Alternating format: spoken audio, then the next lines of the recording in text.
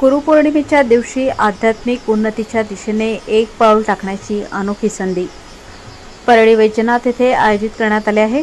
ओशो महासागर की पुकार हे 3 दिवसीय निवासी ध्यान साधना शिबिर 10 जुलै ते 13 जुलै 2025. उद्घाटन 10 जुलै रोजी सायंकाळी 5 वाजता. स्थळ ओशो निजधाम, वैद्यनाथ बँक कॉलनी, परळी वैद्यनाथ. या शिबिराचे मार्गदर्शन करणार आहेत स्वामी ध्यान आलोक, ओशोंच्या ध्यान परंपरेतील एक अनुभवी साधक.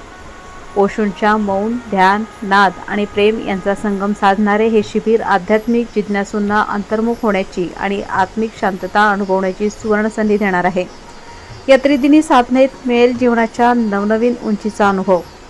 अनुभवात शांततेचे, समाधीचे आणि आनंदाचे दिव्य दर्शन.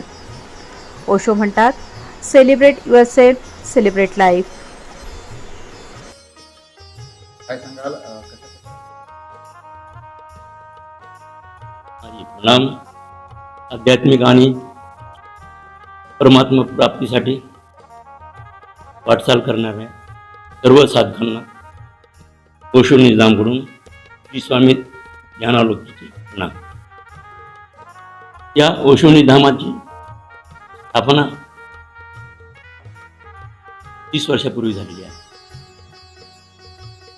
हे त्यापासून अविरत प्रति 3 महिन्याला 2 महिन्याला शिबिर होतात आणि आध्यात्मिक वाटचाल करणाऱ्या सर्व साधकांसाठी सद्गुरू ओशोद्वारा त्या ध्यानविधी निर्मित केलेल्या आहेत.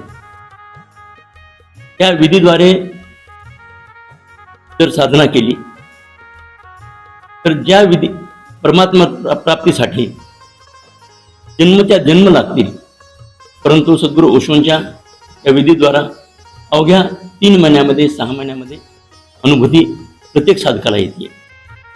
तरी या ओशो निधामकडून स्वामी ध्यानालोकचे सर्व सद्भक्तांना आणि आध्यात्मिक वाटचाल करणाऱ्या सर्व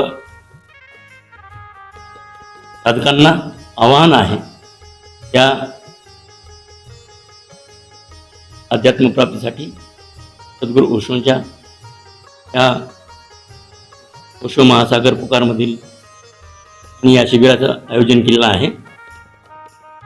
गुरुपौर्णिमेनिमित्त त्याचा सर्वांनी फायदा घ्यावा आणि परमात्मा प्राप्तीसाठी जरूर वाटचाल करण्यासाठी आणि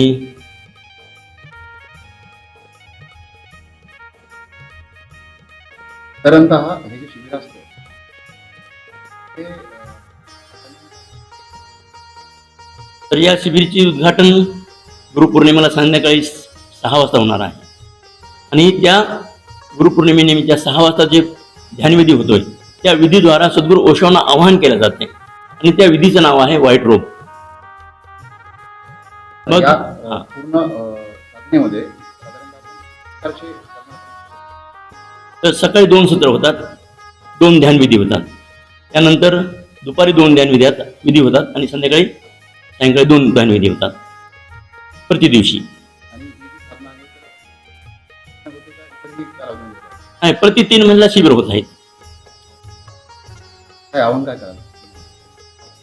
तेच आव्हान हेच करतोय मी की ज्यांना अध्यात्मामध्ये खरोखरच वाटचाल करायची आहे आणि ज्यांना सत्याचा शोध घ्यायचा आहे आणि ज्याची तळमळ आहे ईश्वर प्राप्तीसाठी, त्यांना ओशो साधनेशिवाय पर्यायच नाही.